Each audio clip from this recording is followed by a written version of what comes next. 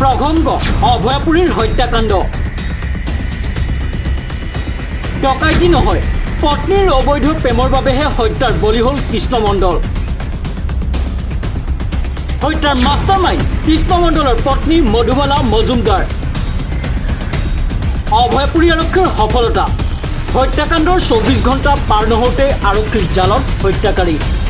হত্যাৰ মাষ্টাৰমাইণ্ড কৃষ্ণ মণ্ডলৰ পত্নী মধুবালা মজুমদাৰ শুকুৰবাৰে পুৱতি নিশা অভয়াপুৰীৰ পিৰাধৰাত সংঘটিত হৈছিল লোমহৰ্ষক হত্যাকাণ্ডৰ ঘটনা হত্যাকাণ্ডক ডকাইতিৰ ৰূপ দিয়াৰ চেষ্টা চলাইছিল পত্নী মধুবালা মজুমদাৰে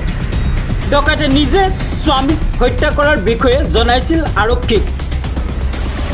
ফৰেনচিকৰ দল টিকফাৰ ডগেৰে চলাইছিল অভিযান তাৰ পিছতে অভয়াপুৰী আৰক্ষীয়ে চলাইছিল জোৰদাৰ অভিযান নিশাই বাক্সা জিলাৰ পৰা কৰায়ত্ব কৰে কৃষ্ণ মণ্ডলৰ পত্নী মধুবালা মজুমদাৰৰ অবৈধ প্ৰেমিক বিশ্বজিৎ চৰকাৰক পত্নী মধুবালা মজুমদাৰৰ অবৈধ প্ৰেমিক আছিল বিশ্বজিৎ চৰকাৰ পূৰ্ব পৰিকল্পনা অনুসৰি হত্যা কৰিছিল স্বামী কৃষ্ণ মণ্ডলক উল্লেখ্য যে পত্নীয়ে অবৈধ প্ৰেমৰ বাবে নিজৰ স্বামীক অবৈধ প্ৰেমিকেৰে মিলি হত্যা কৰাৰ ঘটনাই অভয়াপুৰীত সৃষ্টি কৰিছে চাঞ্চল্যৰ news desk report North East Assam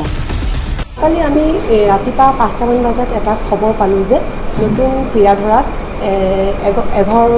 ব্যক্তিৰ ঘৰত ডকাইতি কাণ্ড এটা হৈছে আৰু তাত এজন মানুহক কাটি পেলোৱা হৈছিলে লগে লগে আমাৰ থানাৰ ষ্টাফ SP মহোদয় মই আমাৰ SDPO আমি সকলোৱে লগে লগে তেওঁলোকৰ ঘৰত গ'লোঁ যিগৰাকী মৃত ব্যক্তি আছিল তেখেতৰ নাম আছিল কৃষ্ণ মণ্ডল কৃষ্ণ মণ্ডলৰ পৰিবাৰে আমাক জনালে যে যোৱা নিশা ৰাতি প্ৰায় 2-2:30মান বজাত 5জন ব্যক্তি তেওঁলোকৰ ঘৰলৈ আহিছিলে মুখত কলা কাপোৰ মাৰি আৰু তেওঁলোকক ডেগাৰখন দেখুৱাই কাৰণে কাটিম বুলি কৈ কাৰণে তেওঁলোকৰ পৰা সোণৰ গহনা আৰু যথেষ্টখিনি নগদ ধন লৈ গ'ল সেইখিনি তেওঁলোকৰ ৰাতিপুৱাৰ বাস্য আছিলে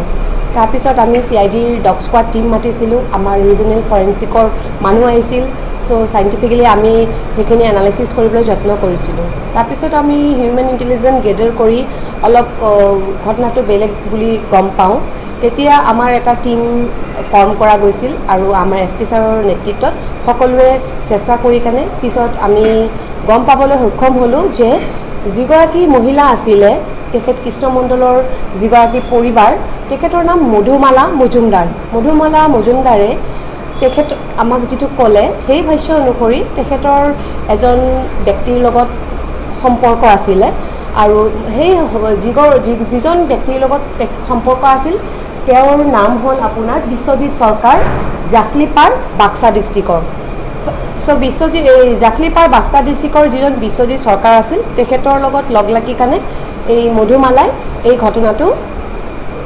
কৰিলে আৰু তেওঁলোকে এইটো চেষ্টা কৰিলে যাতে এইটো ডকাইতৰ ঘটনা বুলি গাপ দিব পাৰে আৰু আমি তদন্ত কৰি পিছত তেখেতক কৰায়ত্ব কৰিলোঁ বিশ্বজিৎ চৰকাৰক লগতে আমি মধুমালাকো কৰায়ত্ব কৰোঁ হয় পূৰ্ব পৰিকল্পিত আমাক যিগৰাকী